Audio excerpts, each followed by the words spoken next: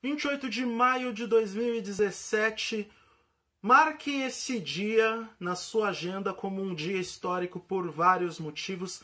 Aliás, para quem gosta de esportes, marque sempre na agenda, circule o último domingo do mês de maio, porque é um dia que você não vai sair de casa. Afinal de contas, temos o maior domingo do ano no automobilismo mundial acontecendo todo último domingo de maio por conta de 3 corridas muito importantes. 2 delas pertencentes ao Grand Slam de automobilismo. Para quem não sabe do que eu estou falando, o Grand Slam do automobilismo é composto por 3 corridas bem importantes, bem históricas e bem relevantes.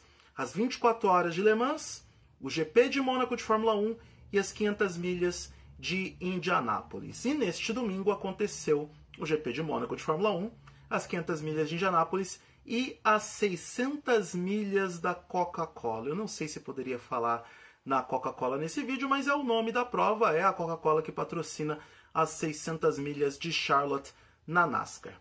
Começando pela Fórmula 1, Sebastian Vettel venceu nas ruas de Mônaco, primeira vitória da Ferrari desde 2001 no circuito monegasco, adoro usar este termo monegasco.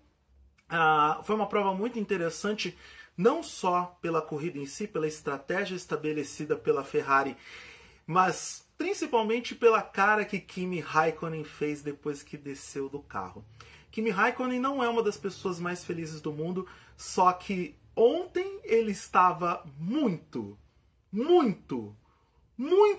puto da vida com o que a Ferrari fez com a estratégia de colocar Sebastian Vettel na frente depois da única troca de pneus que ocorreu durante a corrida. Na verdade, eu parei de discutir essa coisa de jogo de equipe desde que a Red Bull quebrou minhas pernas e também fez o jogo de equipe, utilizou de jogo de equipe em temporadas anteriores para favorecer Sebastian Vettel. E todo mundo sabe que o alemão é o primeiro piloto da Ferrari, é o cara que está disputando o título contra o Lewis Hamilton, e a própria Ferrari sabe que para vencer o campeonato é preciso acumular todos os pontos possíveis. Não pode dar brecha, não pode ter qualquer tipo de, como eu vou dizer, de falha contra um Lewis Hamilton que é extremamente competitivo e contra uma Mercedes que ainda tem um excelente carro. É importante lembrar que Hamilton só largou lá atrás e teve que fazer uma corrida de conquista de território, já que ele chegou na 7ª posição, por um erro de estratégia da própria equipe durante os treinos. Afinal de contas, jogaram Hamilton para a pista, ou levaram Hamilton para a pista, faltando pouco menos de 5 minutos para encerrar uma sessão de treinos. Ele enfrentou congestionamento, enfrentou uma bandeira amarela que não era prevista, e aí ele não conseguiu fazer uma volta lançada adequada, e só por isso que ele largou lá atrás. De qualquer forma, a Ferrari foi dominante na pista de Mônaco, inclusive na questão de estratégia, e aí falando especificamente na estratégia aplicada para o Vettel, eles foram perfeitos, já que trouxeram Raikkonen um pouco antes para os pits. Vettel teve a chance de fazer voltas lançadas e voltas muito rápidas com pista um pouco mais limpa antes de fazer os pitstops, e quando voltou, ele voltou na frente do finlandês para não mais perder a liderança da corrida. Vale lembrar que Sebastian Vettel é o único piloto entre os postulantes ao título de 2017 a chegar ao pódio de todas as corridas até agora. Pelo menos no top 3 ele ficou em todas as corridas. Isso, na minha opinião, é campanha para ganhar o título, é campanha para ser campeão, num campeonato que já é o mais interessante dos últimos anos, porque finalmente temos uma disputa, e temos uma disputa inteligente entre 2 pilotos que são muito habilidosos e 2 pilotos que acumulam 7 títulos mundiais.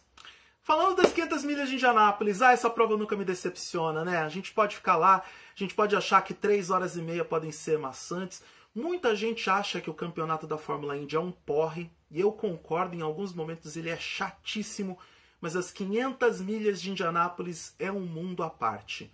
Eu não tenho medo de dizer, não tenho medo de errar, que as 500 milhas de Indianápolis é a corrida mais importante do mundo.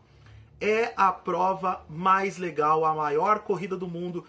tudo é maximizado em Indianápolis e tivemos um momento histórico porque Takuma Sato venceu as 500 milhas de Indianápolis. Não é a primeira vitória dele na categoria, mas, na minha opinião, é a vitória mais importante de um japonês em tudo que se refere a esportes a motor, é a vitória mais importante. E Takuma Sato entra para a lista do melhor piloto que o Japão já produziu. Afinal de contas, ele não venceu as 500 milhas por conta de uma casualidade, porque o cara da frente bateu, ou porque houve um grande strike no pilotão, e aí sobrou o carro dele e ele ganhou. Ele venceu com propriedade, ele foi dominante nas voltas finais, disputou pau a pau com o Hélio Castro Neves. Aliás, o trabalho do Hélio Castro Neves foi espetacular durante as 500 milhas. Ele que perdeu uma pequenazinha do carro no incidente do Scott Dixon, um acidente assustador, por sinal, que mostra que o novo carro é realmente um tanque de guerra. Se fosse em outros anos, ele sairia na maca, e ele saiu andando de um acidente onde não só o carro capotou, mas também a parte traseira do carro bateu em uma área onde não tinha o soft wall, não tinha o muro de proteção flexível. Isso, e a prova disso é que o motor todo, o composto de motor todo se separou do carro. Então é um carro muito resistente. Hélio Castro Neves teve o carro afetado por este problema e soube administrar muito bem este incidente a seu favor e entregou um desempenho espetacular, chegando na segunda posição.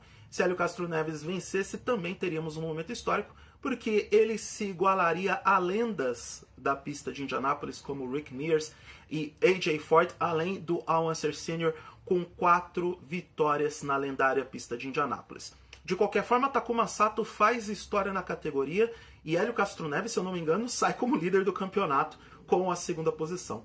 Sobre o Fernando Alonso, um trabalho espetacular do Fernando Alonso. Ele andou na frente de muita gente boa, andou na frente de muita gente que já havia vencido as 500 milhas, de gente que tinha potencial para vencer as 500 milhas, e andou na frente de muita gente que tinha experiência na categoria. A gente tem que lembrar que, apesar das similaridades estéticas, um carro de Fórmula Indy é bem diferente de um carro de Fórmula 1. E ele teve aproximadamente 2 semanas de treinos práticos para poder assimilar todo o conhecimento que ele aplicou na pista. Aliás, o Alonso tem que agradecer muito ao Gil de Ferran, que foi o seu mentor durante essas 2 semanas em Indianápolis. Acho que Alonso tinha condições de vencer a corrida sim, só não venceu porque o motor Honda o deixou na mão. Ironicamente, o motor Honda que também abastece a McLaren do piloto espanhol na Fórmula 1 e é realmente o grande ponto de problema da McLaren na temporada 2017 da categoria europeia. Por quê? Porque o carro da McLaren se mostrou eficiente em Mônaco, numa pista onde você não tem um grande desenvolvimento de velocidade e onde o motor não influi muito. Tanto que Jenson Button conseguiu se classificar no top 10, apesar de perder várias posições, ele foi para o final do grid, por conta dos problemas oferecidos pelo motor Honda nas etapas anteriores. Me arrisco a dizer que se a McLaren não fizer um trabalho direito, não fizer o trabalho que agrade ao Fernando Alonso, sim, eu tenho que dizer isso porque Alonso mostrou que é foda em qualquer tipo de pista, e não entregar um carro que torne Alonso competitivo, que o espanhol vai migrar para a categoria norte-americana em 2018 ou 2019. Porque eu tenho certeza que ele se divertiu muito ao pilotar o carro da McLaren Andretti, que foi uma joint venture temporária para as 500 milhas, e com certeza ele se sentiu motivado por ter um carro competitivo nas mãos novamente. Por fim, o dia 28 de maio de 2017, o dia mais importante de automobilismo no ano, se encerrou com as 600 milhas da Coca-Cola, uma das etapas mais importantes da NASCAR. Vitória de Austin Dillon, primeira vitória de Austin Dillon na categoria, uma prova que foi marcada pela chuva, choveu torrencialmente em Charlotte, a prova ficou parada por mais ou menos 2 horas, essa prova conseguiu ser concluída com as 400 voltas previstas, tarde pra caramba, a corrida terminou quase 2 da manhã no horário de Brasília, mas Austin Dillon soube prevalecer derrotando pilotos do porte de Jimmie Johnson e Kyle Busch, que conseguiram andar na frente ao longo da corrida toda. A prova também se marcou pela confirmação, neste final de semana, que Dale Earnhardt Jr. vai mesmo se aposentar. O filho da lenda, Dale Earnhardt, depois de vencer 2 vezes a Daytona 500, depois de ser um piloto, uma grande promessa no universo do Super Speedway, já que ele veio de 2 títulos da divisão de acesso, era um piloto promissor até a morte do pai, e depois a carreira dele, não que foi ladeira abaixo, mas ele meio que desistiu da coisa, não quis mais fazer a coisa tão bem quanto fazia. Dale Earnhardt Jr. anunciou que vai se aposentar ao término dessa temporada. Essa aposentadoria também é motivada a incidentes sérios ou acidentes sérios que ele sofreu nas temporadas anteriores, principalmente na temporada passada, quando ele sofreu uma concussão após o acidente na segunda etapa de Talladega pelos playoffs da NASCAR. Então, como ele já entende que cumpriu com a sua missão na categoria, ele vai anunciar, ou já anunciou, a sua aposentadoria ao término dessa temporada. Jimmie Johnson, que é outro piloto que é mais ou menos da mesma turma do Dale Jr., também especulam muito a aposentadoria do Jimmie Johnson, mas muitos acreditam que ele ainda pode correr por pelo menos mais 2 temporadas. Eu entendo que Jimmie Johnson quer entrar na história de vez, sendo o único piloto a conquistar 8 títulos da NASCAR, ou da principal divisão da NASCAR. Ele que nesse momento tem 7 títulos e está igualado com o Dale Earnhardt e com o Richard Petty como maiores campeões da principal categoria de automobilismo nos Estados Unidos. Enfim, não falei de tecnologia, falei de esportes, algo que eu gosto muito, mas ao longo da semana prometo voltar a falar de tecnologia com vocês aqui nesse canal de vídeos. Eu precisava falar sobre este dia tão importante do mundo do automobilismo, até porque eu me diverti muito. Acordar às 9 da manhã, ou começar a assistir às 9 da manhã e terminar às 1h40 da manhã do dia seguinte, foi uma diversão sem precedentes.